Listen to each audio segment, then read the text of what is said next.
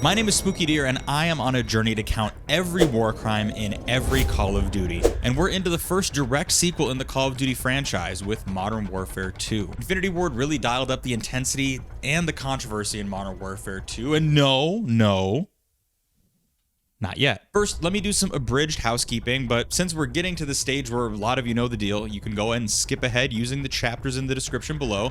But if you're new here, first and foremost, I am playing through the entire Call of Duty series in release order. So if you're looking for your favorite, check the wiki, and then you'll have a much better idea of when yours is coming up next. I'm planning on doing spin-offs and expansion packs too at some point in the future. 2. This series addresses the Call of Duty franchise in its entirety, so I am applying a standardized, current, international understanding of war crimes to all of the games, regardless of the era or realism of their setting. 3. These videos are for edutainment. I don't claim to be perfect or exhaustive, and the laws around war are also imperfect, idealistic, and often subjective and situational. However, I will say clearly and to cover my own butt that I am not a lawyer. What? You're not a real lawyer. You do what I do because you're funny and you can make people laugh. I committed my life to this. Feedback and discussion is always welcome, and I will keep learning and fine-tuning the series and our methodology as we go forward. 4. We talk about and depict war, violence, and other potentially upsetting things in this series. Modern Warfare 2 Remastered even includes its own trigger warning this time, so please take care of yourselves, and please never mistake my tone or delivery as being dismissive of what we're talking about here. Finally, and this is new and important information for all of you, there is an even longer director's cut of this and other videos available to members on YouTube, Patreon, or on Ko-fi. Thank you so much for the support, for being here, and now let's count every war crime in Call of Duty Modern Warfare 2. The remastered version, because I own it and because it's in high definition.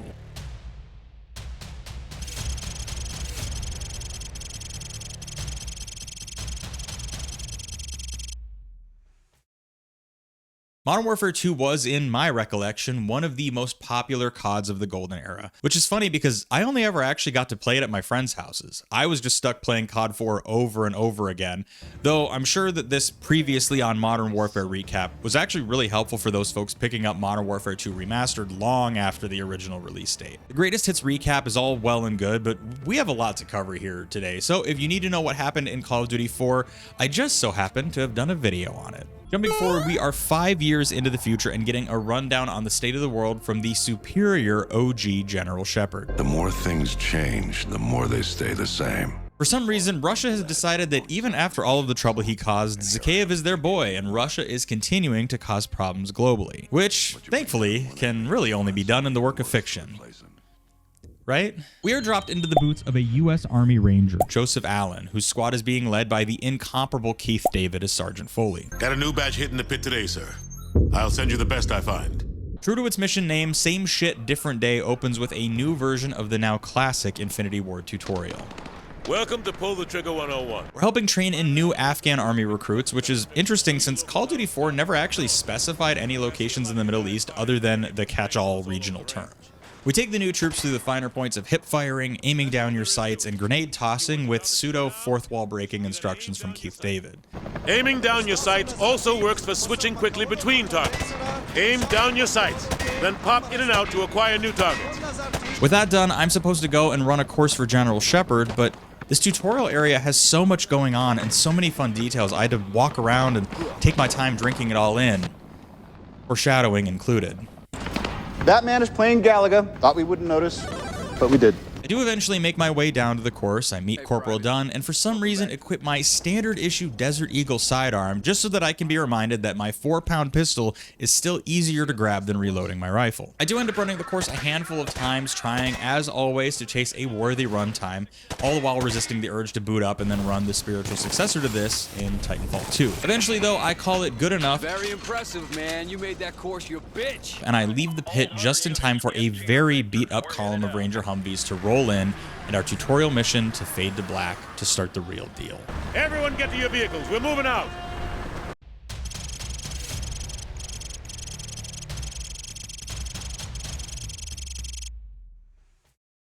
We are the most powerful military force in the history of man.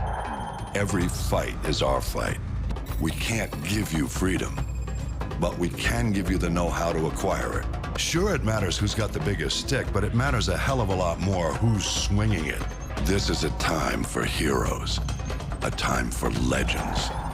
History is written by the victors. Let's get to work. General Shepard gives us the ultimate rah-rah propaganda brainwashy speech, and we zoom in back behind the eyes of Private Allen right as our Humvee eats a direct hit from an RPG!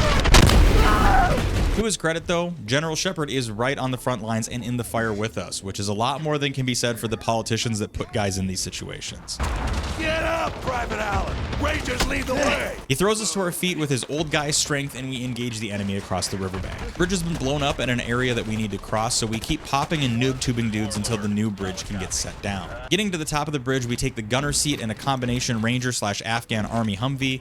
We'd called in an airstrike before the combat died down, and we're kind of just stuck waiting around for the jets to finish their run. Hey, which building? The one at 1 o'clock. Hey, Dave, which one is it? Is it the one on the left or the right? The one on the left. Now, I hadn't noticed this until editing, but you can actually see enemy presence running around on the roof of this building. However, it doesn't change the fact that this is an insane use of force in an area that is still residential, and the building that gets hit looks to be functioning as a residential structure, meaning that, yes, we did take care of the enemy observers, but we also caused a ton of collateral damage, and therefore have put our first war crime on the board. As we drive forward, we watch the remnants of the bombed building collapse into the others surrounding it, causing even more knock-on effects and damage. Victor, keep an eye out for civvies. Ironically, Sergeant Foley then tells us to keep an eye out for civvies, like we didn't just drop a 1,000-pound bomb in the middle of a neighborhood. We drive deeper into the city, watching civilians scramble for cover. Turn down one road and see a handful of Op 4 watching us who are clearly pissed. But since they aren't armed, our rules of engagement mean that we just have to stare daggers at each other.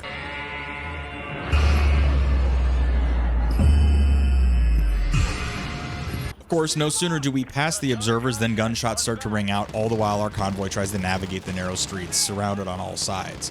We pull up to the courtyard of a school that has been taken over by Op 4. And as we well know by this point, taking over clearly denoted civilian structures like hospitals, schools, or religious buildings for military use is a crime. Lead Humvee gets taken out by an RPG, and the convoy has to reroute down more narrow streets to try and keep from being pinned down. We ram through an enemy technical before finally also getting smoked by a handful of RPGs, gracefully being scooped up from the gunner seat and into the dirt, rather than, I guess, dying horribly. We eat a third RPG impact before the red jelly slurps back into our eyes and we find cover. The building we've sheltered in has enemies on the top floor, and we quickly go and secure that. This then gives us an angle back on the schoolyard, so we push into it to help take some of the pressure off of another section of our convoy. In true American fashion, we have a firefight through the hallways of this school, flanking and killing enemies that are suddenly having to deal with us and our convoy on the other side. With the school cleared, we push onwards towards our rally point, trying to mop up any stragglers on the way. We link back up with Shepard, still leading by example, and Allen gets personally recruited under his direct command. Private Allen, you'll be taking orders from me from now on.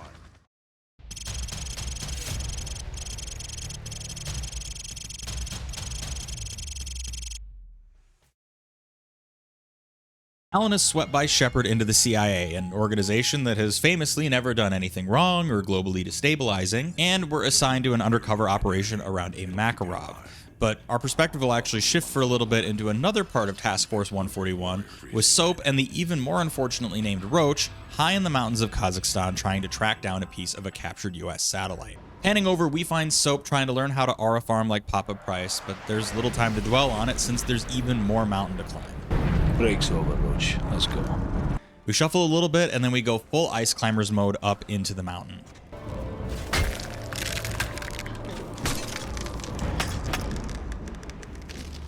A Russian jet blasts over us, and no sooner do we get to the top when Soap decides that the best path forward is a blind jump over a crevasse. Good luck, mate. I'll see you on the far side. Wouldn't we have just climbed that? We follow and cinematically slip, catching ourselves by one arm and surely demolishing our shoulder in the process. What Soap does next is visually so badass and simultaneously so impossible that we simply don't have the runtime to dwell on it.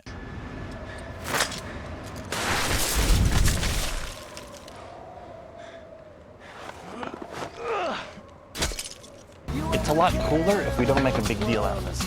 Finally, on the path into the Russian airbase, we flip open one of the most sci-fi gadgets on the side of our gun. Somehow in this fictional 2016, we have developed not only a portable person detection system that you can stick onto your gun, but it also is perceptive enough to feel Soap's fatherly affection for you, and it can distinguish his heartbeat from the dozens of other men we'll cross paths with. That blue dot is me. Any unrecognized contacts will show up as white dots.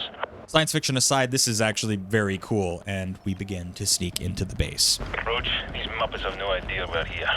Let's take this nice and slow. There's nothing romantic going on between us at all.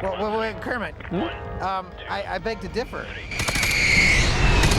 Nicely done. We kill Gonzo and Kermit just as a blizzard starts to move in, providing us cover at the cost of visibility. Same plan. On three. 1, 2, 3. We find refuge from the storm and walk into a tent with 2 Russians hanging out in it. I punish them severely for leaving the doors open while the furnace is on. Southeast can plant your C fan B if things go south.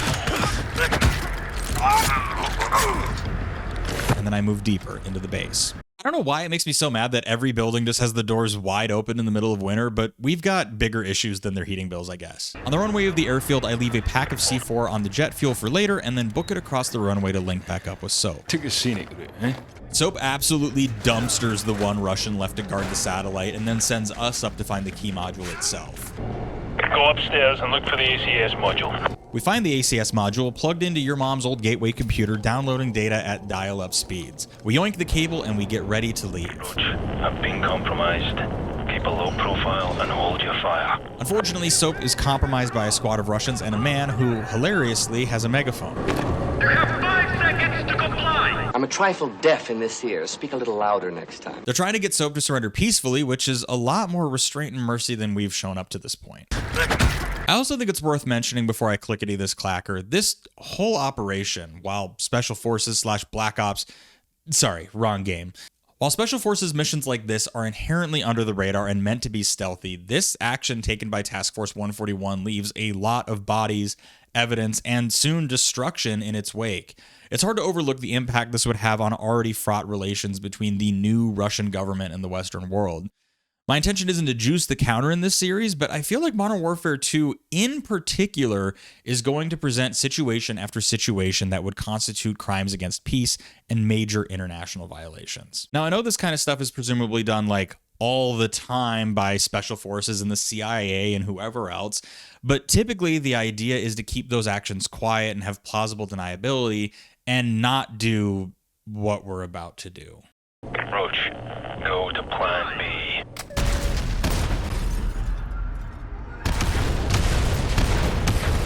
All of this is to say I am generously pumping the brakes on how I'd like to interpret this mission, so I'm only going to put one war crime up on the board when this operation shifts from spy mode to all-out combat.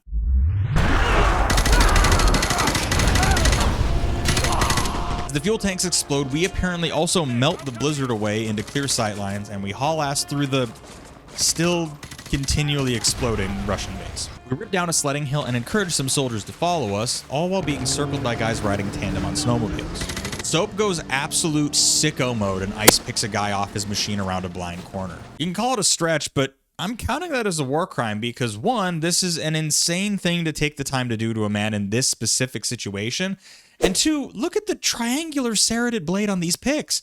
We're combining 2 of the worst, hardest to fix puncture wounds, both of which have been heavily outlawed. Anyways, we hop on a snowmobile, which comes equipped with an infinite ammo Glock with a switch, and floor it to our extraction point 1.5 miles away. This chase is badass, but it cracks me up that Roach is pinpoint accurate one-handing this Glock sideways while driving like 100 miles per hour. We bomb down a hill that's set up with a perfect Mission Impossible style ramp across a cliff. Power slide up to our extraction helicopter and are for some reason suddenly ignored by the hind helicopters that were chasing us, and we fade to black.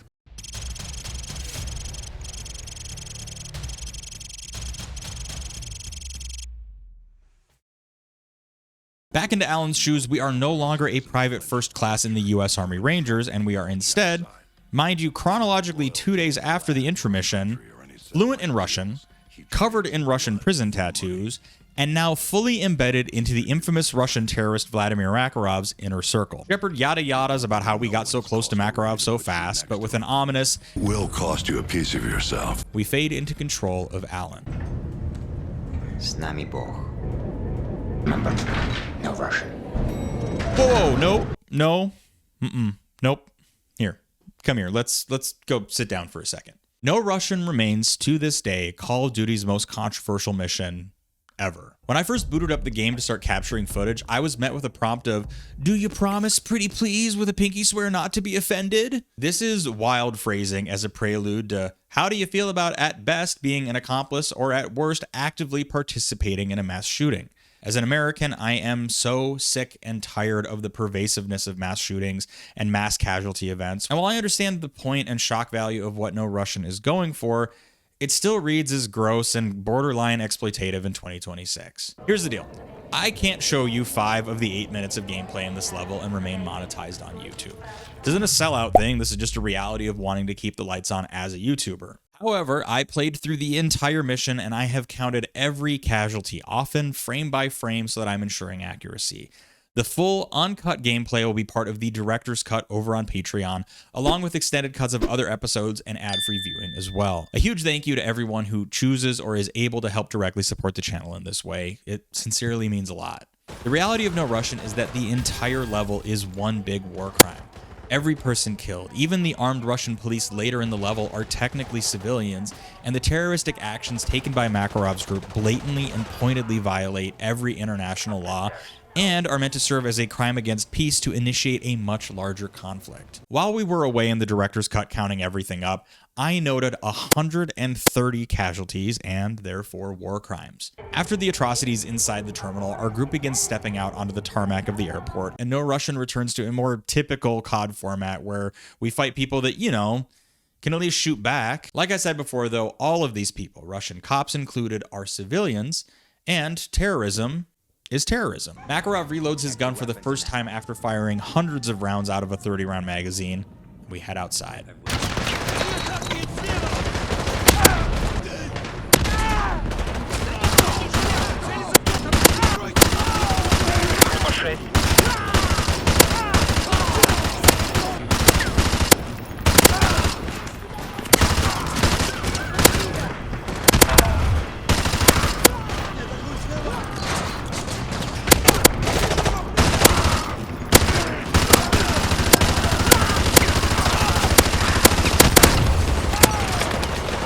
With a metric ton of Russian cops dead behind us, we run to a loading bay where an ambulance awaits. We've sent a strong message to this attack, Makarov. Makarov daps us up into the ambulance and then... That was no message. This is a message. The Americans thought he could deceive us. When they find that body, all of Russia will cry for war. We are left to bleed out and help make the case that the US funded and encouraged the terrorist attack on the new Russian nation. By the end of No Russian, I was able to witness and count 169 casualties. The wiki and other resources all state quite firmly that 243 people were killed during the Zakhaev International Airport massacre. So, for lore accuracy, let's add another 74 to the board before we move on to the next mission.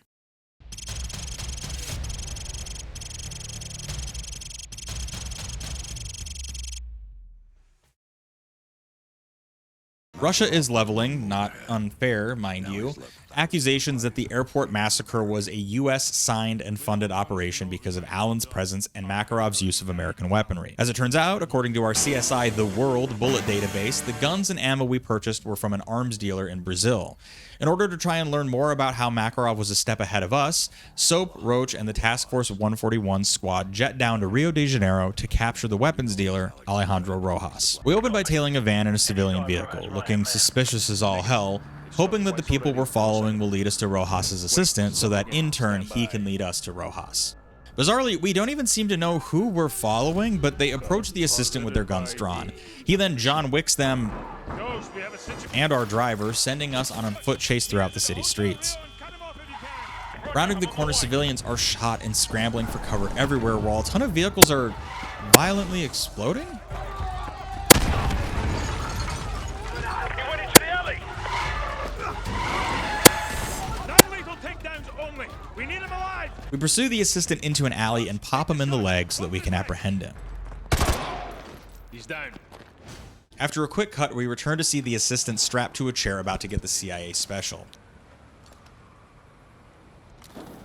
We'll get into this a bit later, but the reality is that Rojas and his assistant aren't any sort of formal enemy combatants. They're just your typical criminals, which makes them more civilian adjacent than anything. And regardless of that, the torture about to be inflicted on this guy, it's still torture. Let's go. We leave Soap and Ghost to their dirty work and move with Royce and Meat deeper into the favela to be ready to chase down Rojas. We helpfully get reminded of the presence of civilians in the favela, which is going to be entirely undercut in just a moment. Get these civvies out of here. Roger that. Meat hops into the soccer field and fires his gun in the air, causing another panic scramble and instantly alerting the local militia, who are essentially just a loosely organized group of armed criminals that control this favela. Alright, now I'm going to need you all to buckle up with me for a moment, because this mission and the other later level in Brazil were so chock full of confusing gray areas that I needed to pull in some outside assistance to break down what the implications of this action would result in. A viewer named Samuel reached out with a standing offer to assist with research should I ever need it. Samuel has his master's in criminal law and international law and a bachelor's in military history. He wrote his thesis about the environmental war crimes in the International Criminal Court. In other words, he's kind of living my dream and is well suited to weigh in on what we're talking about here. He provided not just one, but two well-researched write-ups about these missions in Brazil and dives much deeper than the pacing of these videos can allow for. With his permission, I will find a way to share the full write-ups because they are just so impressive. As the favela's militia floods into open combat with Task Force 141, I knew it was going to be a weird situation because referring to them as militia in the first place, I think serves as a bit of a shorthand for it's okay to shoot these guys, just don't think about it. But the reality is, the guys we're fighting in this destitute South American neighborhood aren't associated with Makarov. They aren't associated with Rojas. They likely have some criminal affiliation, but they're just responding to a sudden burst of violence where they live. We've talked before about how when civilians or private persons, being those unaffiliated with any sort of formal armed group, take up arms against the military, lose their protected status. But in some ways that only applies when a more formalized conflict can or has been declared. Task Force 141's full operation in Brazil lasts at most maybe 2 to 3 hours outside of what we see depicted in the gameplay, so we can't really call that a traditional conflict. Between mine and Samuel's research on this, the best we could come up with is that the armed guys that we're killing throughout the favela did lose some of the typical protections they'd be due as pure civilians in a military conflict, but on the same hand, the dubious nature of Task Force 141's presence also means that the act of killing these people would actually just constitute straight up murder, with some wrinkles that could argue in some instances for self-defense. All in all, everything that we are going to carry out in Brazil is bad and messy. I truly don't understand why we even made the efforts to alert the militia in the first place. I won't be counting militia kills as war crimes because the nuances of what you could call self-defense versus aggression is too complex on a moment-to-moment basis. We battle through the initial neighborhood and both Meat and Royce get killed during the ensuing chaos.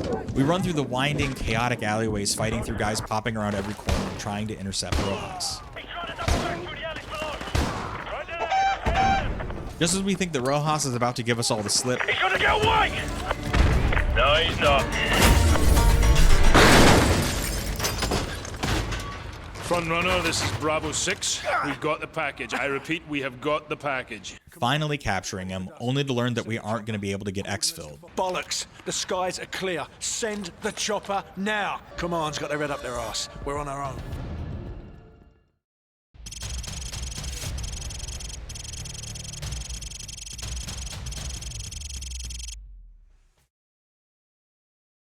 Our perspective shifts north towards the United States, where we hear chatter from NORAD that their ACS module is picking up a swarm of enemy aircraft off of the west coast of the United States. While troubleshooting against what looks like a glitch, it turns out the ACS was hacked and the Russians are bringing a surprise attack on the east coast of the country. Zulu X-Ray 6, signs in your sector of some 100 bogies. Please advise. Negatory station. Scope is clear. I don't know what to tell you. The solar interference, heavy sunspot activity today. Sierra Delta, repeat. I'm looking at fighter jets over I-95. How the hell did they get through? Stand by, attempting to contact the nearest unit in that sector. We are then set to take control of Private James Ramirez, part of the Ranger Regiment that Alan was pulled from, apparently back in Virginia, having returned from their deployment in Afghanistan. The sudden nature of the invasion means that all hands are on deck, and we zoom into an unprecedented, chaotic situation. Our Humvee rolls into a residential neighborhood already half evacuated and torn up from early combat. Russian planes and helicopters tear overhead, and paratroopers descend all over the area. As we enter our engagement zone, we can see civilian casualties dotted throughout the houses and streets. These folks were just coming back from a long day at the office, ready for their garage beer, only for a Russian to appear from the sky and breaky their cheekies. I do my best to locate and count as many dead civilians as I can, as those are without argument war crimes. But an invasion of this scale is obviously inflicting far more casualties than we'll ever witness with our own eyes. But I'll talk about that at the end of the level. We encounter a Russian BTR rolling through the neighborhoods, firing at random into people's houses and at our convoy.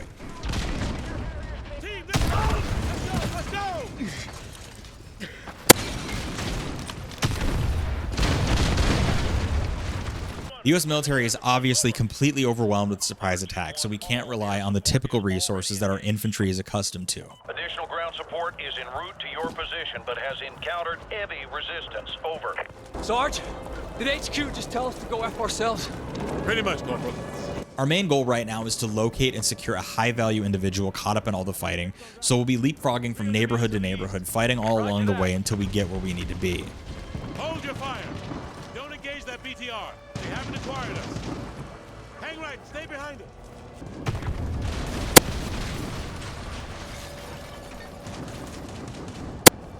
We sneak past the BTR into an alley and encounter a paratrooper trying to untangle himself from his harness, only to be joined by 5 more identical guys like Kung Fu movie style. We push through the alley into a quintessential American commercial district with a few mid-restaurants, a gas station, and a bank. Our high-value target crash-landed between the bank and the equivalent of an Applebee's, and the Rangers on site shoved his unconscious ass into the meat locker. It's practically bulletproof! What's his status? He's still unconscious! We got a medic? Waves of Russians are trying to fight through us to capture Raptor, although it's never clearly explained in the final game what makes this guy so specifically important. On top of the Applebee's, we keep it good in the neighborhood with an auto turret and various thermal scoped weapons to hold off waves of attackers. Look, Doc, I know that it's not that serious, but if he's making these references, don't you think he should at least get it right? It's eating good in the neighborhood. Eating good in the neighborhood.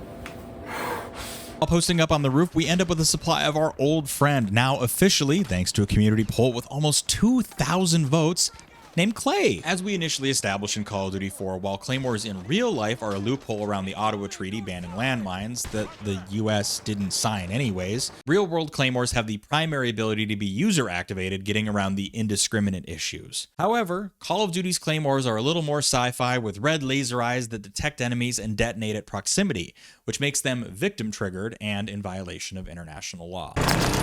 The first wave is pushed back, but the Russians send armor and a missile-loaded drone next. What the hell was that?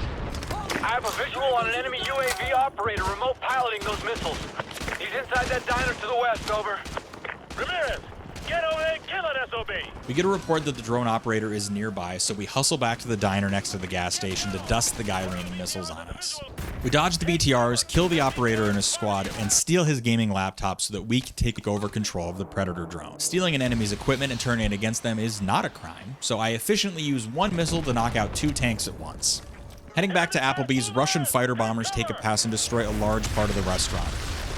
But everyone lives. Asshole, you still there? Roger that. Everyone, listen up. New plan.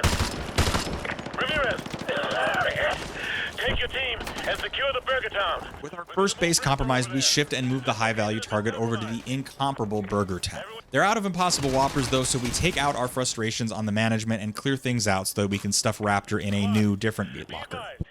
We're gonna move Raptor from Napes to the Burger Town as a group.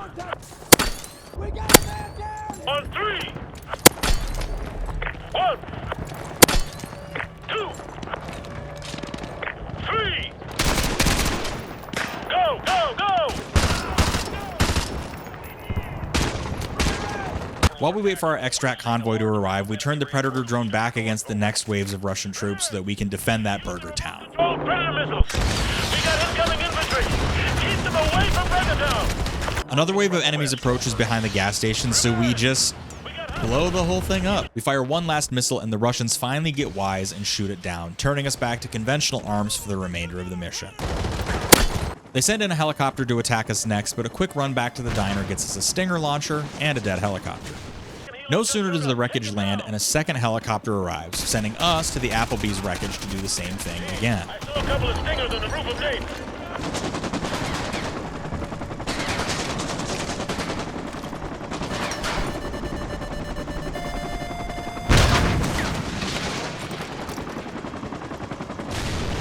With that, our convoy arrives and we haul our high-value target to a car and get ourselves off to the next fight to repel this invasion. Precious cargo is secure. Repeat, precious cargo is secure.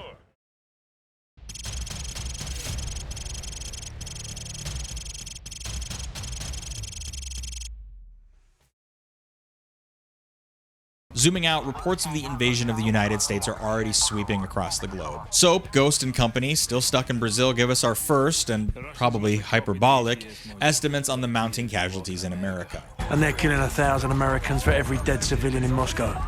But right now, our main priority is getting out of Brazil, and we're somehow calling in a favor from our old pal Nikolai to do so. I know a guy. Let's find a payphone, if they still exist. We open in the middle of a favela, with Ghost putting the finishing touches on tying a clearly tortured Rojas to some electrified window bars. The militia's closing in. The militia have tracked down our location again, so it's time for us to bug out. When asked about Rojas, Soap says, "Streets will take care of him." Which, beyond the torture and humiliating treatment, failing to protect a detainee from the unlawful acts of others is also a violation of international law. However, call it mercy or call it finding out if the game will let me do this, I pop Rojas in the head, executing a prisoner who clearly cannot defend himself. I swear, I was just trying to figure out if the game would let me do it or not. There's little time to dwell on it though, as we need to get across the favela as quickly as we can. Bring the chopper to the market. Do you copy? Over. Okay, my friend, I am on the way. We do a metric shit ton of fighting and running through this level. Again, as we established earlier, all of this time in Brazil is probably illegal, and all of these guys we kill is probably just straight up murder. But I don't want to count it all, and it is a confusing moment-by-moment calculus. During our rollicking run through the favela, we also inflict an untold amount of trauma and property damage on the unseen civilians here. Again, something that is incredibly difficult to quantify. We move into a neighborhood market and weave and battle between the stalls until Nikolai's helicopter flies over the top of us, putting us into scramble mode. Fortunately, the soccer field that he tries to pick us up from is swarmed by militia and far too dangerous for us to get on board, sending us running for a plan B. My friends, from up here, it looks like the whole village is trying to kill you. Now, tell me something I don't know. Just get right here, pick us up. We're running out of rooftop. We can make it. Stomping across sheet metal roofs, we are just about to get to Nikolai's helicopter when one caves under us. Soap tries to catch us like he did on the icy cliffs, but we must be too greased up and sweaty. I just washed my hands. That's why they're wet. No other reason. We wake up freshly concussed and with about a bazillion more Brazilians out for our blood. Get the hell out of there and find your way to the rooftops. We weave through the houses with bullets impacting all around us. We're stuck on the area, but I can't see you. You gotta get to the rooftops. Roach, we're running up fumes here. You got 30 seconds. Run! Run! Turn left and jump down. Come on!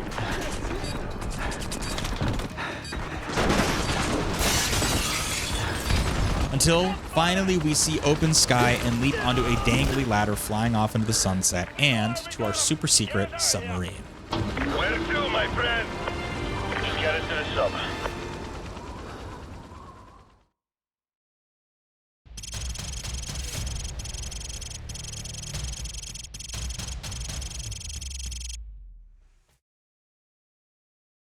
Our attention moves back north to the US invasion. Shepard has once again taken direct control of our Ranger unit, issued us a much in-demand bit of armor support, and is now sending us on a mission to take out anti-air weapons that are shooting down civilian evac choppers. Which is a war crime, possibly even many, but for now, we'll count it as one. As we work our way into yet another thrashed neighborhood, there are more civilian casualties littered throughout their homes. Get out of the street! All Hunter units, this is Badger 1. Standing by to engage your targets, over. The Honey Badger has built-in defense systems, but we need to keep them from getting overwhelmed by shooting and using our specially made laser pointer Glock to direct the striker's cannon fire. Speaking of specially made Glocks, because I have nowhere else to share this information apparently, did you know that Glock, the company, beyond making Glocks, the guns that shoot bullets, also make Glocks that are used to, how do I say this? They provide IVF for horses. Subscribe for more cursed knowledge. I'd also never caught this detail before, but a civilian sedan tears out of the neighborhood in the midst of all the fighting, clearly having held out well past any logical point. Battling in quintessential suburban America is, to me, just so evocative. Outside of a few instances in our own early wars, no modern conflict has ever touched US soil like this, and personally, I think it explains a lot about why we are the way we are. Europe, Asia, and the Middle East have all suffered greatly from conflicts over the last century, many of which the United States was involved in or perpetuated. The loss of life, destruction of property, cost of rebuilding, and economic impacts are always borne far greater where the conflict happens. Living through and rebuilding from global conflict has made Europe more risk-averse and much more diplomatically inclined than the United States has proved. And I think that is in some large part because typical American life has never felt the impacts of war the way others have had to across the world. We, as a nation, have no point of reference for an experience like this. In many ways, we aren't built for it. A conventional war and invasion like this, however fanciful, is so unprecedented, it's hard to conceptualize just how far-reaching and how devastating the results would be. Having American houses blown up, American infrastructure destroyed, American schools and hospitals put out of commission, we truly cannot comprehend it. And I think that's why, after all this time, these missions set in the early parts of World War III are so compelling to me. We push into the gatehouse of a super wealthy community, and I mag dump a wounded Russian who had the audacity to pull a gun on me. Someone ever tries to kill you, you try to kill him right back. As we cross into the new neighborhood, a flaming C-130 crashes ahead of us, and we get orders to move to a specific street address after we take the anti-air out. 4677 Brookmere Road after you have eliminated the AAA. No sooner are we reminded of this than we see the effects of that anti-air on a passing evac helicopter. We have a number of McMansions to slay our way through, but our Striker and Laser Glock help trim down the Russians. The final house on the block is our path to the AA guns, and it is ridiculously grand. We dust a Russian in the powder room, head to the basement, and finally spot the guns that have been shooting down civilians and military alike parked on a golf course. Our Laser Glock somehow doubles as an artillery spotter, so we mark the targets and we dig some new sand traps on the course. Hole in one! With Objective 1 done, we start to move to the address given earlier. Foley asks a question like my favorite aliens in another game that Keith David is in, Mass Effect. Genuine inquiry. What may I do for you this day? Interrogative. What exactly are we looking for? Over. Sergeant Foley, this is General Shepard. Your objective is to extract a high-value individual from a panic room on the second floor of that house. He'll be expecting you. Challenge is Ice Pick. Counterside is Phoenix. Off to secure another high-value target, we double time it to the panic room house. Unlucky for our HVT, the C-130 that we saw crashing early smacked directly into his home. We cautiously enter the house through the burning wreckage, and we pop a Russian who's raiding the fridge. Ice Pick. Yelling the call sign, we work towards the panic room only to pass a dead body and the bloody boot prints of half a dozen men. We round the corner and find another man slumped in the corner of the room dead next to an open briefcase. Something's not right here. We secure the case and head back to the other room where Dunn is inspecting the dead Russian, who's kind of familiar. Foley notifies command, and we fade to black. Shepard's not gonna like this. Overlord. The HVI is dead.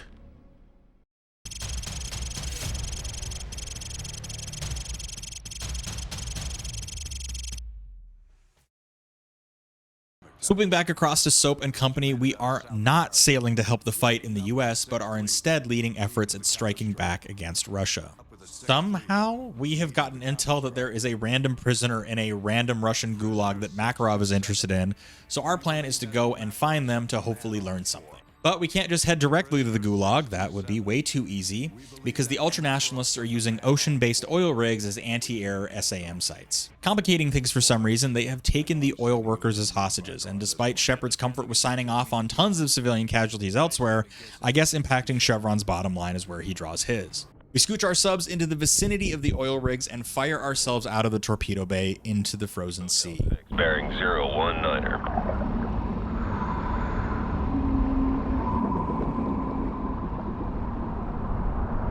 We hear the call of an orca just as we break the surface of the water and pull/stab a pair of Russians into the brisk waters, feeding them to the killer whales canonically 8 years before their tastes refined to that of billionaires. We kick off our slip-on flippers and we are right into the action. Our first goal is to find and secure all of the hostages. On our way to the first hostage site, we pop a guy in the dome while he's on his union-mandated smoke break, and we feed him to the orcas as well.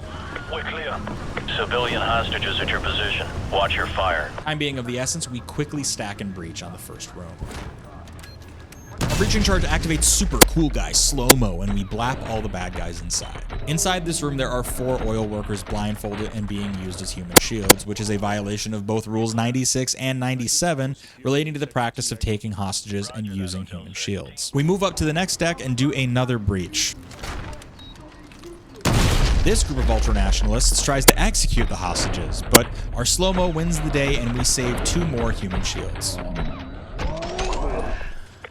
Rushing the hostages from the room, we get word that reinforcements are moving into our area. Enemy radio. I think we're gonna have company, sir. So, certified sicko like Gaz before him orders us to booby trap the dead Russians with C4. Set up a plan B. Get some C4 on those bodies. Go. Now, we talked about this a little bit in World at War, but booby trapping corpses with explosives like this violates both Rule 80 around the use of booby traps because of what or who we were placing the traps on, and Rule 113 relating to the treatment of the dead and mutilation of corpses. Sticking a couple pounds of C4 in a dead guy's armpit is sure to not just mutilate the body, but probably turn it back into Hawaiian Punch. Jesus Christ. Why do I say these things? We commit our initial crimes and get a better vantage point to spring our ambush. We go loud on our M4 unsuppressed itself so that we can fire into the guys clown carring around the corner. But of course there are more hostages to save and they are certainly in much more danger now, so we get to move on. We fight through a ton of dudes on various levels of the rig until we get to the uppermost deck, battle another wave of Russians through a smoke screen, and prepare our final breach and clear. The door explodes into a scene right out of The Dark Knight with hostages strapped to C4 and oil drums. One of the Russians even makes the bold play of charging me with a knife. It's a bold strategy, Cotton. Let's see if it pays off for him.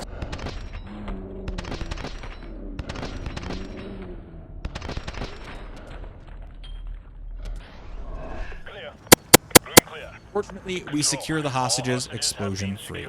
However, the ultranationalists were definitely planning on blowing up the entire oil rig if it came down to it, which would be another arguable violation of international law. Rule 42 states that works and installations containing dangerous forces, in this case nuclear, chemical, or other hazardous materials, require a level of protection to prevent environmental or civilian harm. Arguments have been made around oil and petroleum facilities as we've seen over and over again what oil spills and fires can do. So, what the hell? Toss one on the board for the bad guys. Leaving the hostages to contemplate the cost of future therapy bills, we hop aboard a Little Bird helicopter and head off to the next phase of this mission.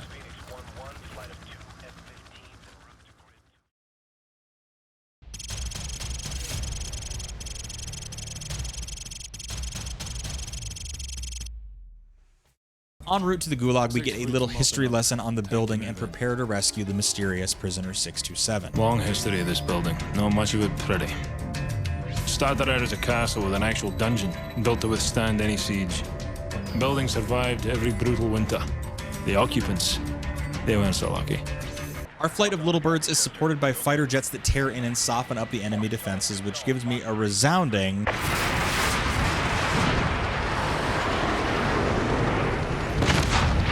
Good kill, good kill. Hell yeah. The Gulag is positioned super dramatically on a wintry cliff overlooking the ocean, brutally inaccessible, and years before we'd all be spray painting each other's asses in Warzone. Surprise attack strafes various guard towers and infantry. They clearly weren't expecting us since all their AA guns still have tarps on them still. Stabilize. All snipers, clear to engage.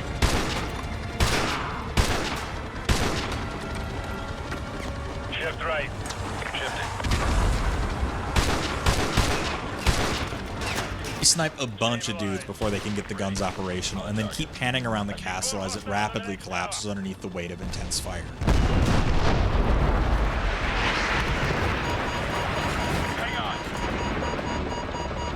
Shepard, get those fighters to ceasefire immediately. That was too close. We get boots down in the middle of the prison and start working our way inside to find our target, all on an unclear time limit as the US Navy seems keen to slap this whole building off of the map. We then get another hell yeah sequence as the little bird flies in low and miniguns a bunch of elevated Russians into borscht. We even get a cool little nod to Black Hawk Down as the shell casings rain down on us.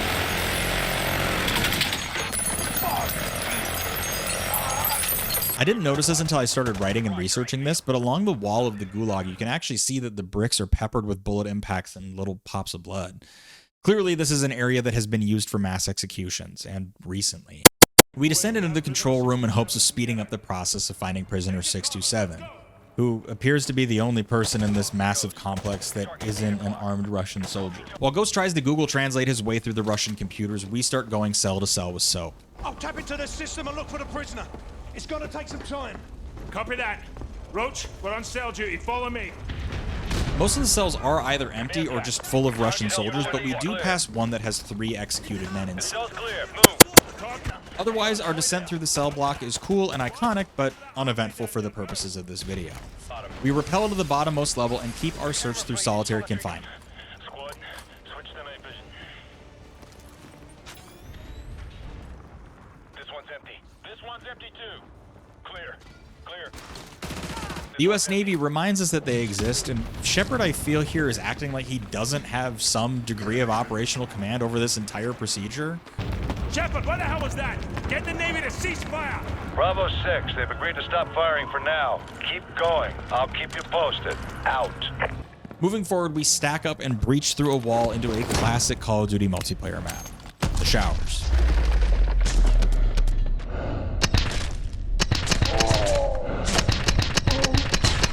We fight in here for a really long time. Again, the guard to prisoner ratio here is just cracking me up.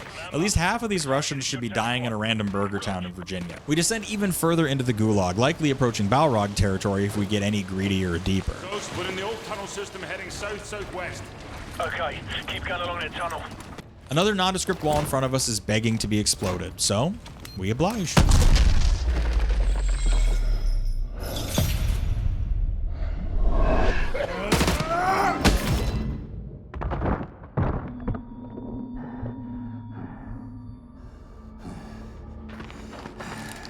Drop it!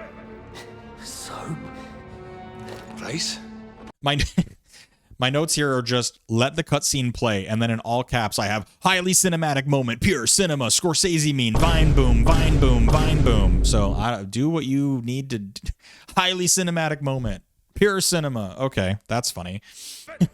Okay, well, it turns out that the ratio of 10,000 guards to 4 prisoners makes sense when one of those prisoners is Captain Price. Who's Soap? Come on, we gotta get out of here! Move, move! No sooner do we get our Papa back, and then the entire gulag starts falling apart under renewed bombardment. After we run forward, we end up getting Skyrim tutorialed, and then we need to find another way out. We run into a room with a massive unexploded shell sitting in the middle of it, and then we get cracked in the dome with a falling brick. Direct hit!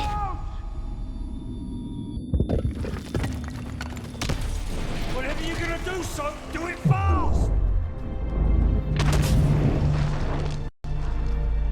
Bravo 6, I see your flare. Firing on the way. Crispy Dap from Captain Price takes us off of concussion protocol. We hook up to a rope and get yoinked clean out of the gulag by a chopper pilot who clearly played a lot of Operation as a kid.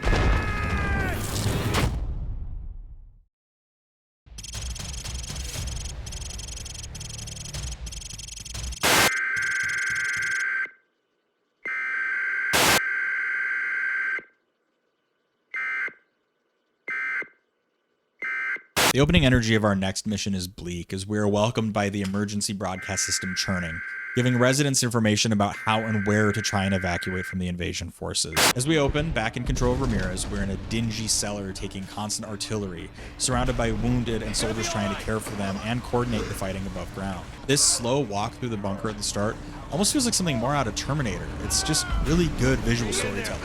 We link back up with Foley and learn that the evac site that we're defending is getting hit hard, which, since the main point of these sites is moving non-combatants and presumably the critically wounded, that is the first of many war crimes that we're going to talk about in these Washington, D.C. segments.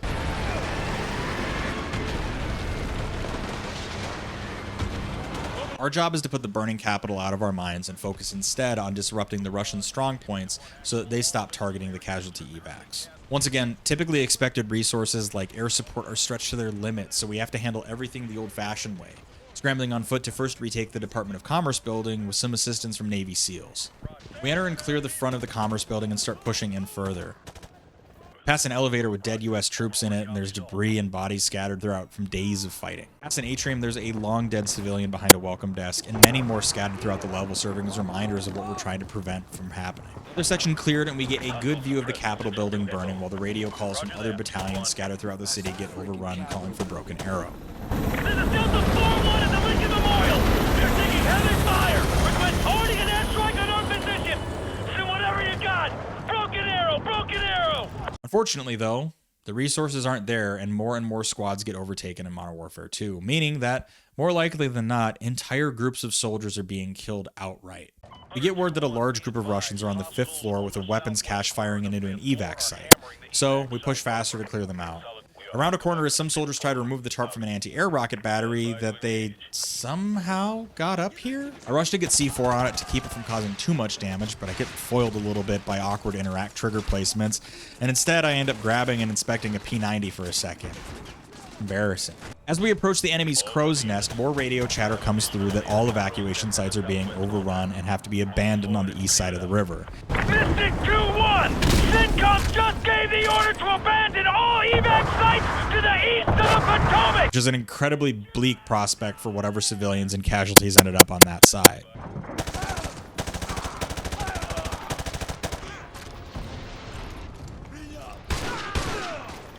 With the crow's nest cleared, we start using the weapons cache, including about $15 million worth of javelins and rockets to support the evacuation site around the Washington Monument. During this sequence, so many tanks, helicopters, and infantry swarm and attack the evacuation site, and we kill so many of them in response.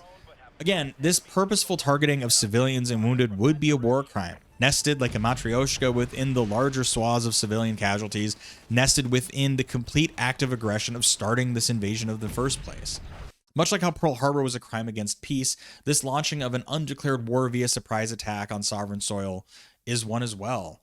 It feels ridiculous to mark the kickoff of World War III as just one war crime, so I don't know, have 10.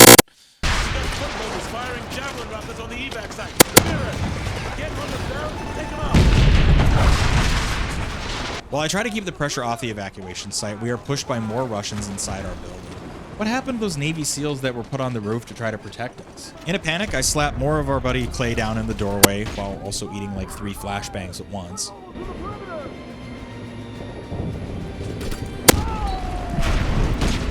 Hunter 2-1, recommend you clear out of there. I see a mass of foot mobiles converging on your position. I have eyes on enemy armor and helicopters advancing on the evac site from the south and southwest.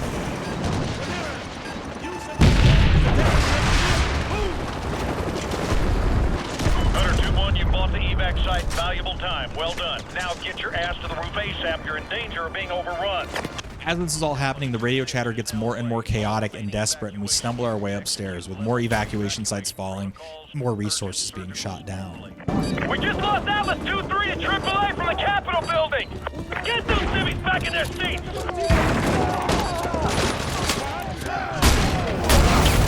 On the roof, we get behind the door gun of a Blackhawk and find the SEALs I thought were supposed to be helping us downstairs. Has the Washington Monument site been evacuated? Over.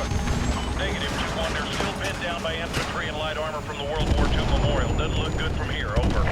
The Washington Monument is still having trouble evacuating, so we shift our helicopter into support mode and try to eliminate threats that are based at various other monuments. RPG teams at the World War II Memorial. Now, as a World War II guy, it really hurt to shred that memorial with minigun fire and exploding fuel tankers. LC4, fall back now. Enemy gunship lifting off 12 o'clock. War Memorial. The radio calls are getting more panicked as the helicopters at the evac site are overloaded and forced to leave people behind a certain death. We're gonna have to leave some of them behind! That war crime isn't for being forced to leave them behind, it's just kind of acknowledging the inevitable thing that happens next. This is Atlas 1-1, civilian transport going down 2 clicks west of DuPont Circle. We are incoming! Foley orders our pilot to make our impending doom worth it, and we sweep the minigun across the Department of Justice's windows and blow up a SAM site on the roof. We eat another missile and we tumble into a crash.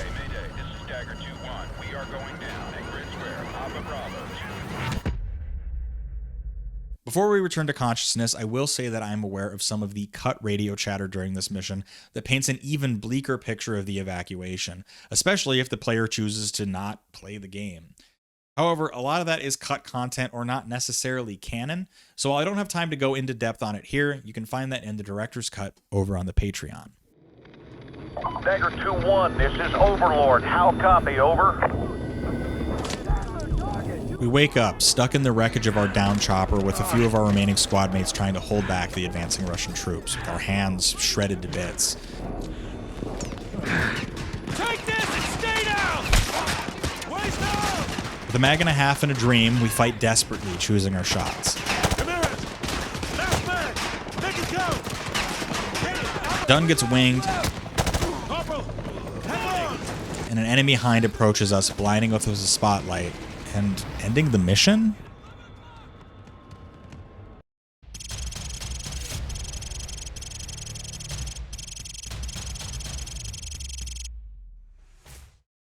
Back to Task Force 141.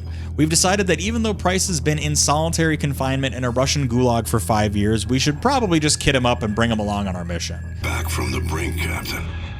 Out of the frying pan is more like it. This world looks more like hell than the one I just left. Shepard wants us to focus on killing Makarov, but Price seems to have some designs on a Russian submarine instead, thinking that he can end the war. You've been in the gulag too long, Price. Focus on taking out Makarov. No time, sir. We need to end this war today. I'm not asking you, Price. This is an order. You're to... Boring conversation anyway. Looks like we lost our connection. We parachute into a snowy Russian forest with Captain Price. Again, a man who has been held in captivity for 5 years and was just rescued from that captivity, and this is true, about 4 hours before our boots touch snow in this mission. There is no way to be sure of his physical health or mental wellness or if he's been compromised, but sure. Let's just bring him along for the ride and have him in a co-command position. We quickly approach and pick off stragglers from various patrols. After that, we're advancing without issue when suddenly a BTR comes tearing over a hill, guns blazing. How do you even know we're here? Price cuts right into the woods and we run as trees explode all around us.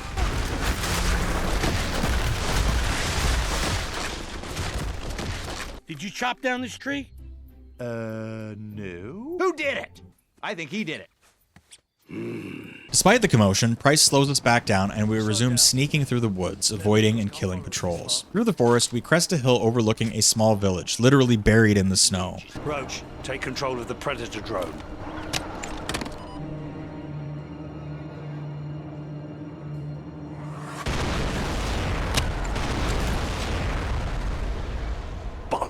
With Plan A foiled, a quick penguin slide places us in the village and we start battling to the submarine dock on foot. I get pushed back to checkpoint twice as random squad mates wearing pretty much the exact same stuff as Russians come out of nowhere and get mixed up in the fighting. I end up addressing it in every episode it seems, but friendly fire is not a war crime, and it isn't even a crime that happens during the course of a war necessarily. It's just a very situational thing. At the edge of the base, a new Predator drone arrives and we start dropping rockets on vehicles and clusters of dudes.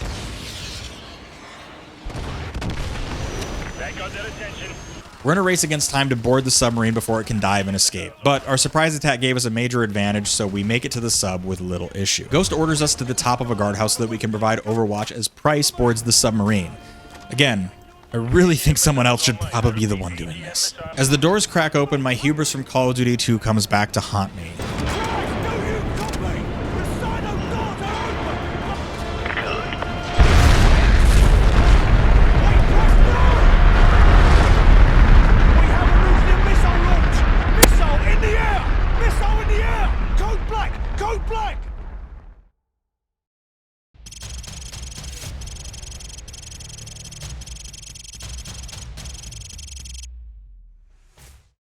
With the nuke in the air, our attention shifts to Shepard, deep in a bunker in Colorado, speaking with US leadership and trying to determine the projected impact of the nuke hitting the East Coast. For some reason, Shepard only predicts 30,000 to 50,000 casualties, which is laughably low for a detonation on a heavily populated coast of the United States. And then we pop back into the perspective of Ramirez, reliving the desperate last stand just after our crash.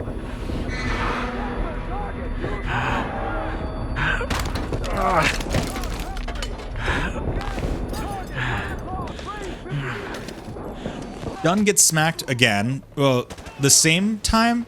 I don't know. And the enemy helicopter approaches to kill us, and we get flashbanged into space? Come in, Sat-1. This is ISS Control. Houston's requesting a feed from your helmet cam, over. They want you to look over towards the dark side of the Earth. Should be cresting the horizon about 15 degrees east of the starboard PV arrays. There it is. We're getting your feed, Sat-1. Come in, Houston. Are you getting this? Copy that, ISS. Video feed from Sat-1 is clear. Sat-1, keep tracking the bogey. We're looking into it. Stand by. Houston, we're not scheduled for any satellite launches today, are we? ISS Houston, stand by. We may have a problem here.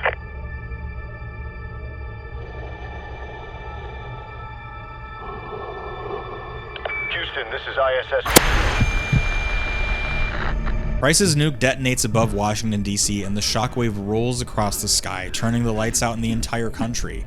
And it shreds the International Space Station to bits, in turn sending our astronaut into possibly the worst fate. Infinite inertia cascading us forever into the void of space, at least until we starve to death.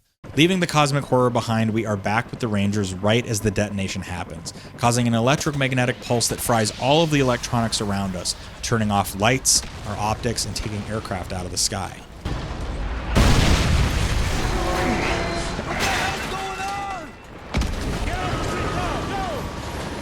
We haul ass for cover off the street as the entire technological world falls apart around us.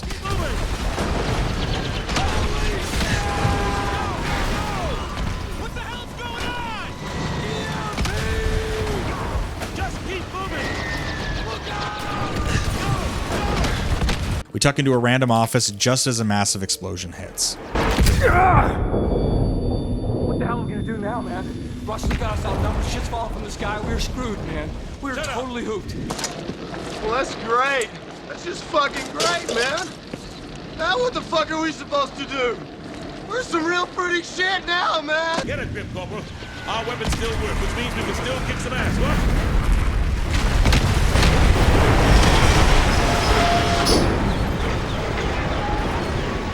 In Call of Duty 4, it took me a whole separate video to really unpack the impact of the essentially homemade nuke in Shock and Awe. Clearly, there's a lot more to discuss with Second Son's EMP-focused blast.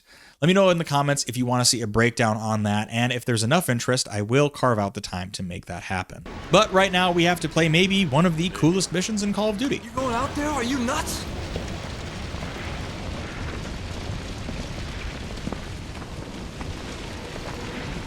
It's over. Come on. We still have a water fight. The world is lit only by burning fires. The noise of battle was dropped off entirely. Snag a rifle with iron sights just as a rainstorm sweeps in. Would that storm be chock full of radiation? Oh my god.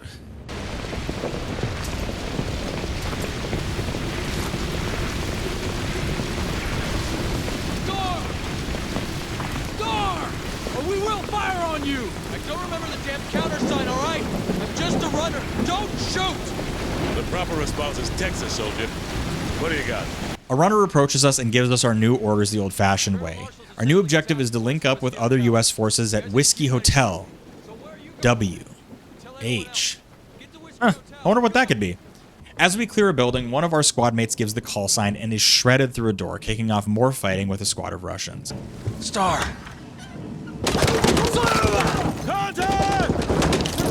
Embarrassingly, I flashbang myself instead of the Russians, but once my retinas fix themselves, I start blasting away at the baddies in this already flooding mess of cubicles. With that firefight out of the way, we step back into the Sudden Monsoon, great band name, and cover Dunn while he checks it down friendly for signs of life. No, he's a goner. Just ahead, there's a small group of Russians standing on and yelling at a BTR. We drop them and then realize that the crew of the vehicle got trapped when the electronics fried. We chalk that up to bad vehicle design and we leave them to stay stuck. What about those guys inside? What about them? Lightning gives us a glimpse at a group of men moving up the street. Are they friendly? I don't know. Star! Cover me. Star! Say Texas, damn it. Say it.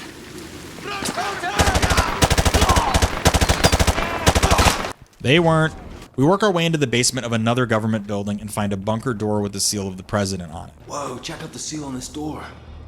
I thought the president's bunker was under the west wing. No, that's just for tourists. This must be the real thing. Insanely illegal. Ridiculously, recklessly, insanely illegal. Yet even more illegal to show an illustrated diagram.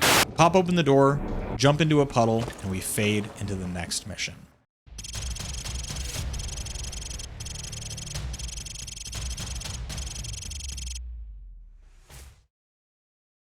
We walk through the ankle-deep water in the presidential evacuation tunnel and hear the rattle of gunfire in the distance. Well, more accurately, we hear the rattle of gunfire through the hole in the ceiling. We emerge from the tunnel and find a colonel calling the shots from the front lines.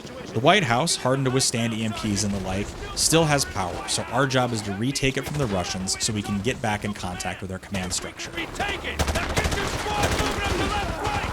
Go! The front line has become no man's land, with soldiers dying all around us as we leapfrog our advance.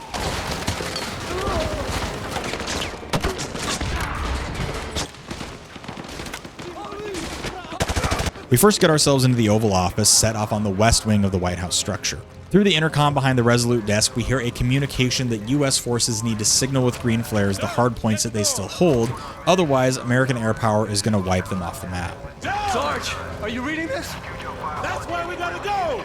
Now get the door! Roger that. Our fighting takes us from the Oval Office through the press room and into the main White House building. With 90 seconds to call off the strike, we fight even faster and run through debris and wreckage to get to an elevation point. 90 seconds, we gotta push through! Contacts out!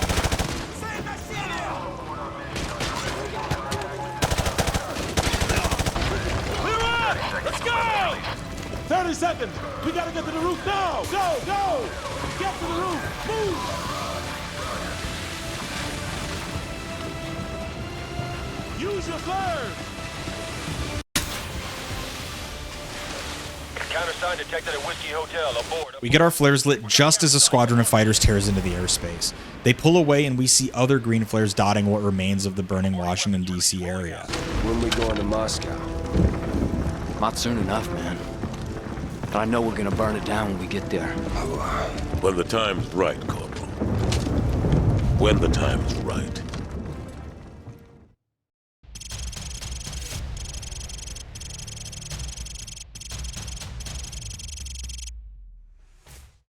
With the United States somehow secure thanks to Price's insane EMP gambit, Shepard now has a blank check, and our main focus in the war has become killing Makarov. Task Force 141 is going to split up between the Caucasus Mountains and Afghanistan. Caucasus?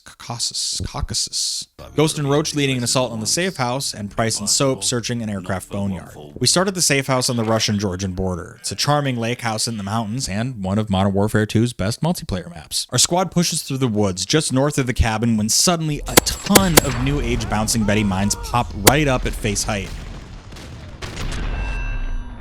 Now, I swear, I didn't ever think that Call of Duty was so landmine heavy until I had to start looking for it directly. We talked about Bouncing Betties more in depth in World at War, but this new Beyblade style looking design is crazy and it would be catastrophic. So here, let me get my apparent once per video statement out of the way. Landmines are bad and indiscriminate weapons, and most of the world has agreed that using them is wrong. I'll also make note of and count that we are carrying 10 claymores on us. This is canonically the closest that Clay and Betty have been since we've talked about both, so for the sake of pacing, I'll count all these right now.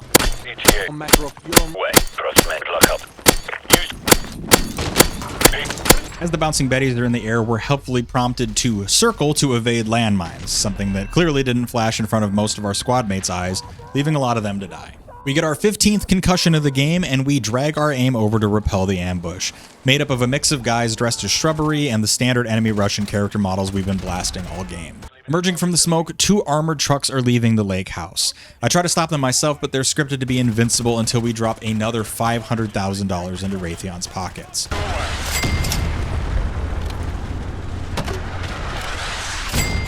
Moving vehicles have been neutralized.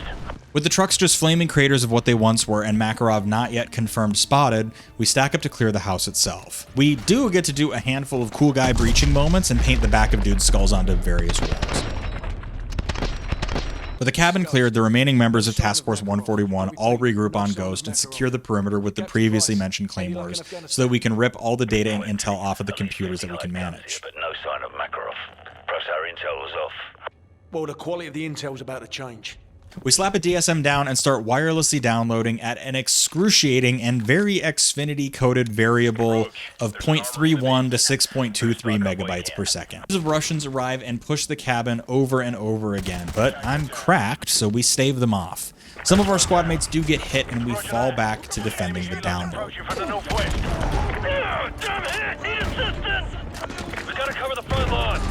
Roach, use your claymores on the driveway and pull back to the house. With a dozen more Russians dead, we finally grab our Wi-Fi router and start bugging out to extract. At this point, only Ghost and us remain alive, and we are doing a fighting retreat down the hill just to get to Shepard's extract. With the helicopter in sight, we take essentially a direct hit from a mortar. Ghost grabs us and drags us the rest of the way to extract while we fire away with a random AK, and Little Birds swoop in and shred our attackers. Fading back into consciousness, a helicopter lands and Shepard himself steps out to help us extract. Look at him, always leading from the front. You have the DSM. We got it, sir. Good. That's one less loose end.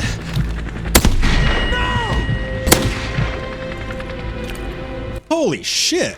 Shepard betrays and shoots Roach and Ghost. It isn't friendly fire, it's actually just straight up murder, bordering on treason. Everything Shepard has been doing and collecting is basically just him trying to cover his own ass. Still alive and bleeding out, Shepard's men grab us and Ghost, toss us in a shallow grave, and then... Trust Shepard! I say again, do not trust Shepard! Son, get down!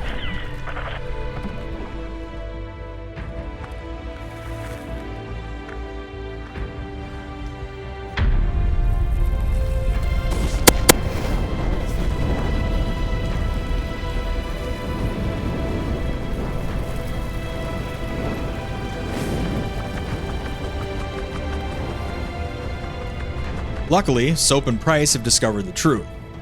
Unluckily, it's just a little too late.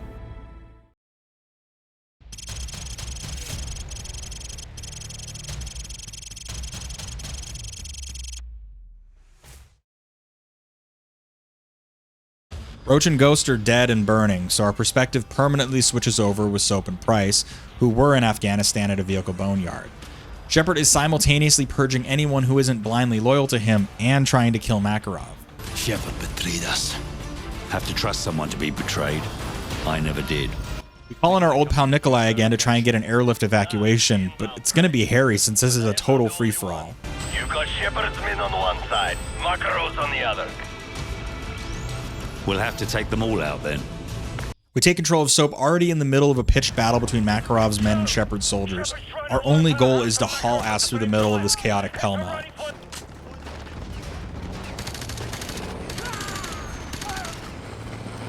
Price somehow hacks into the Russian comms while on the run and starts talking shit to Makarov, but also trying to make a deal with him to get more info on where Shepard is.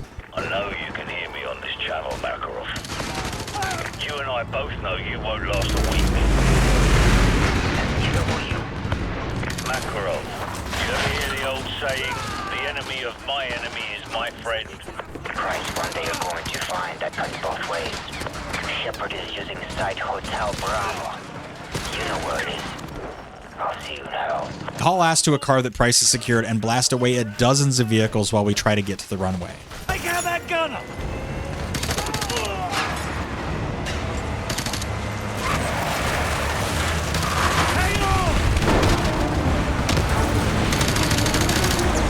Hold on! Nikolai is already in the process of taking off, so we need to floor it to catch up to his plane.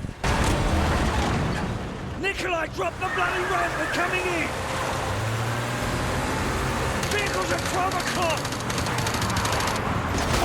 Dog, rookie's down! Take the wheel! Aim for the ramp!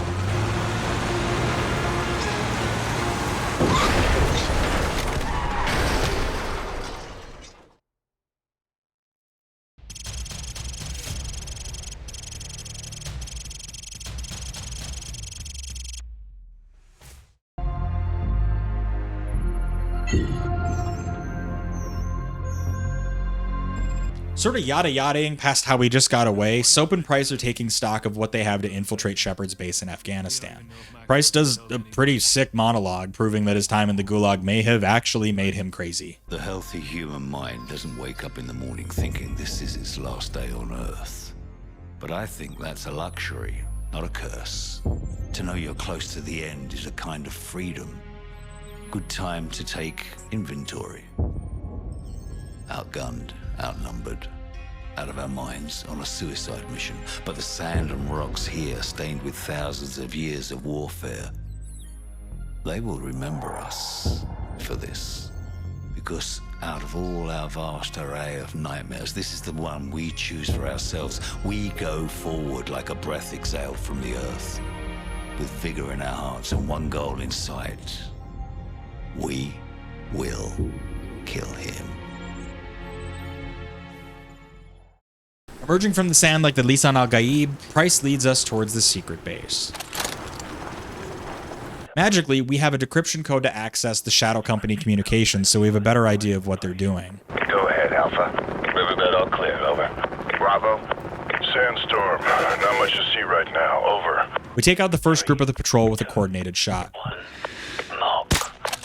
And then we take out the other group. Take the shot. Knowing our time is limited, we quickly hook up and rappel further down into the canyon. I'm not getting anything from Disciple 4 at the North Ridge Road. Could be a bad transmitter. We descend like if the Punisher and Spider-Man had a baby and brutally take out two more elite, yet incredibly unobservant troops. But we end up doing it with a sawtooth knife.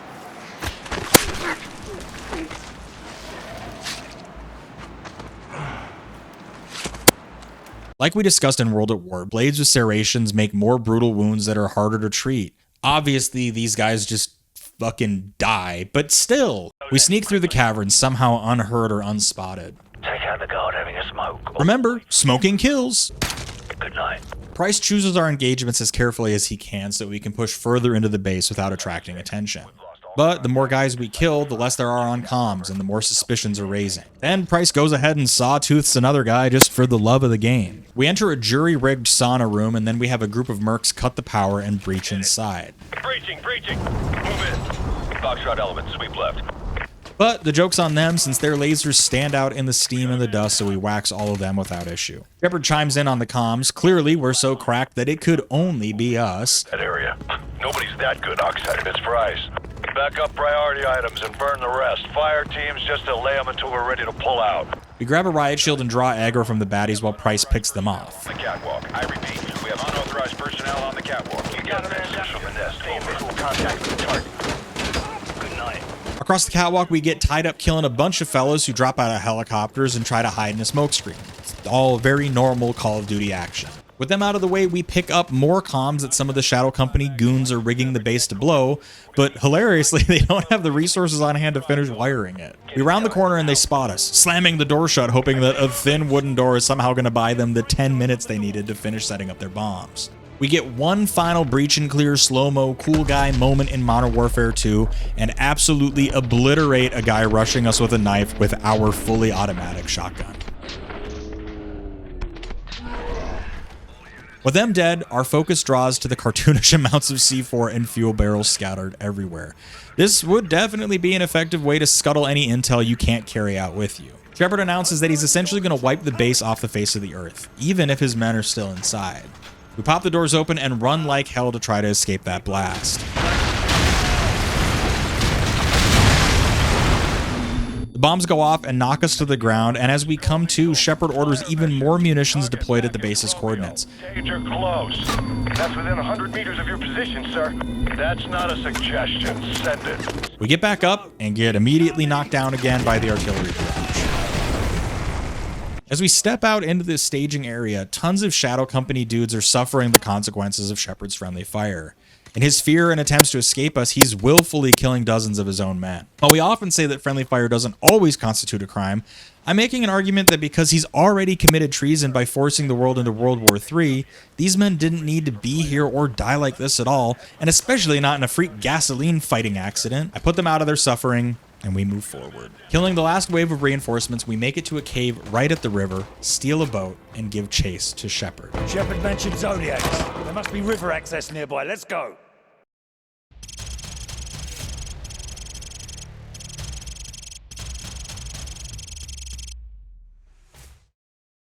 As we begin to chase down Shepard, a transmission from Price gets decoded, foiling a fallback to reveal the truth about the General should we fail to kill him.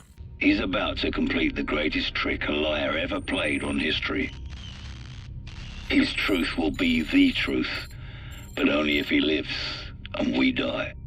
We get down to the boats just as Shepard and some of his men take off, so we steal the remaining boat and race after him. Soap, get on the boat! Like Roach before him, Soap is deadly accurate while one-handing an Uzi at high speeds, and we have the added help of Price shooting as well. We break out into a wider part of the river system and do our best to dodge around enemy boats and helicopters. Stand clear of that chopper! Go, go! Embarrassingly, I hit a jump and get stuck on a wrecked part of the bridge and get blown up by rockets. Let's try that again. I'm successful this time, and we descend into some white water rapids with Shepard's extraction helicopter visible in the distance.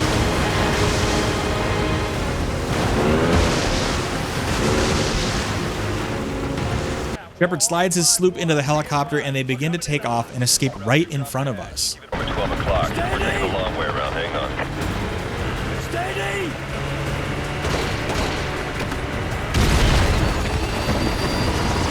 Back up! Back up!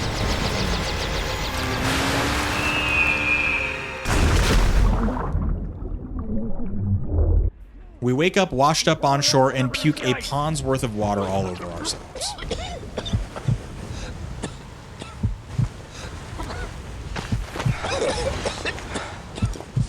Super injured, we hobble towards the crash site as a sandstorm rolls in, trying to confirm that we actually killed Shepard.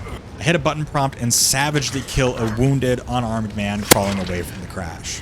Another man near the wreckage saw what we did and pulls a pistol, only for it to be unloaded, and we divorce his spine and his brain from each other. We trip, and Shepard stumbles past us into the Rust multiplayer map. I think it's time for a 1v1. Joke's on us, though, since Shepard has old man strength and gives us an instant traumatic brain injury and sinks his own knife right through our sternum. While I'm not a doctor, I don't think that that's a really good thing to have happen to us. 5 years ago, I lost 30,000 men in the blink of an eye. And the world just fucking watched. Tomorrow, there will be no shortage of volunteers, no shortage of patriots.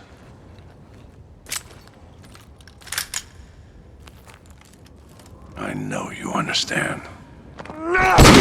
Price saves us in the nick of time after an iconic villain monologue, and now he and Shepard get to do a 1v1 on Rust as well. There's one bullet loaded in that revolver, so we try to crawl to it. But Shepard is a strong old man, so much so that he's kicking Price's ass. A man who canonically is strong and durable as hell, and is at least 10 years younger than the General. We get a second dose of concussion as Shepard puts his boot directly through our face. Coming to, Price's hairline is revealed, and we watch the ultimate dad fight championships for a little bit. Eventually, Shepard gets the upper hand and starts going Christmas Story mode on Captain Price's face. You Thornton over them bang. It's time for Soap to clutch up again, so we mash square to pull the combat knife out of the ground under us and through bone and probably through a lot of important organs before we give it a rather silly flourish and huck it right through Shepard's face.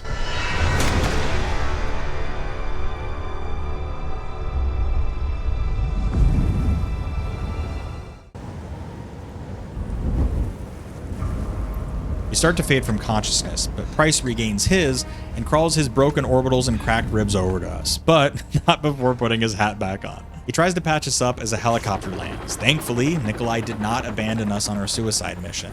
He helps carry us to safety, and we cliffhanger into some sequel bait. I thought I told you this was a one-way trip. Looks like it still is. They'll be looking for us, you know. Nikolai, we gotta get Soap out of here. Duh. I know a place. And with that, my friends, we have counted every war crime in Modern Warfare 2. Let's see how those totals shook out.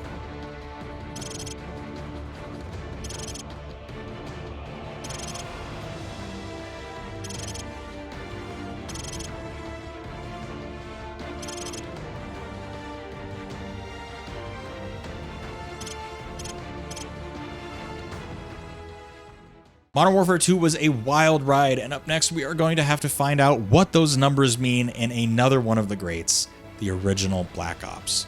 Huge thank you to my channel members and patrons. Your direct support makes this and the extended episodes possible. Be sure to check out the other episodes in the series just so you know that you're caught up, and let me know what other franchises you think similar breakdowns need to be done for. Be kind and do good, gamers. I'll see you in the next one.